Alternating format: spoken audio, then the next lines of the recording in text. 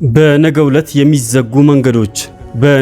የሚዘጉ መንገዶች አሉ ሲል የአዲስ አበባ ከተማ ፖሊስ ተናገረ። ጤና ይስጥልን ውድ የኤስቢሲ ኢትዮጵያ ቤተሰቦች፣ ቻናላችን ሰብስክራይብ በማድረግ እና የደውል ምልክቷን በመጫን በየጊዜው ያልተዳሰሱ ትኩስና እውነተኛ መረጃዎችን በፍጥነት ያገኙ። ቪዲዮውን ላይክ እና ሼር በማድረግ ጀምሩት።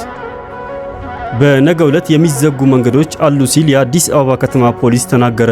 ነገ ማለትም መስከረም 16 ቀን 2018 ዓ.ም በመስቀል አደባባይ ከሚከበረው የመስቀል ደመራ በዓል ተያይዞ ለተሽከርካሪዎች ዝግ የሚሆኑ መንገዶች የአዲስ አበባ ከተማ ፖሊስ ጠቅላይ መምሪያ ይፋ አድርጓል። በዚህ መሰረት የሚከተሉ መንገዶች ዝግ ይሆናሉም ተብሏል። አንደኛ፣ ከቅዱስ ዑራኤል አደባባይ ወደ መስቀል አደባባይ የሚወስደው መንገድ ቅዱስ ዑራኤል አደባባይ። ሁለተኛ፣ ከቦሌ አቅጣጫ ወደ መስቀል አደባባይ ለሚመጡ ተሽከርካሪዎች ከኦሎምፒያ አደባባይ ላይና ታች እንዲሁም ግራና ቀኝ። ሶስተኛ፣ ከመስቀል ፍላወር ወደ ኦሎምፒያ የሚወስደው መንገድ ጋዜቦ አደባባይ።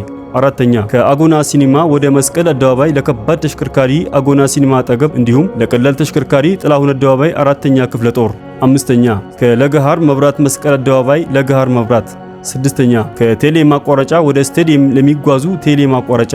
ሰባተኛ፣ ከራስ ሆቴል ወደ ስቴዲየም ለሚመጡ ተሽከርካሪዎች ራስ ሆቴል። ስምንተኛ፣ ከሐራምቤ መብራት ወይም ከአምባሳደር ሲኒማ ወደ መስቀል አደባባይ ሐራምቤ መብራት።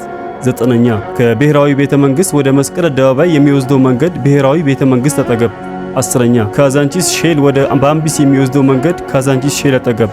11ኛ፣ ከጁፒተር ሆቴል ወደ ኢሲኤ የሚወስደው መንገድ ባምቢስ ሳልኮት ህንፃ አጠገብ ከነገ መስከረም 16 ቀን 2018 ዓ.ም ከረፋዱ 4 ሰዓት ጀምሮ እስከ መርሃ ግብሩ ፍጻሜ ድረስ መንገድ ይዘጋል። በተገለጹት መስመሮች ላይ ተሽከርካሪዎችን ለአጭርም ይሁን ለረጅም ጊዜ ማቆም የተከለከለ መሆኑ ፖሊስ አሳስበዋል። ተሽከርካሪዎች አማራጭ መንገዶችን እንዲጠቀሙ እንዲሁም ህብረተሰቡ ለጸጥታ ስጋት የሆኑ አጠራጣሪ ነገሮች ሲያጋጥሙት ለጸጥታ አካላት አሳልፎ እንዲሰጥም ጥሪ ቀርበዋል።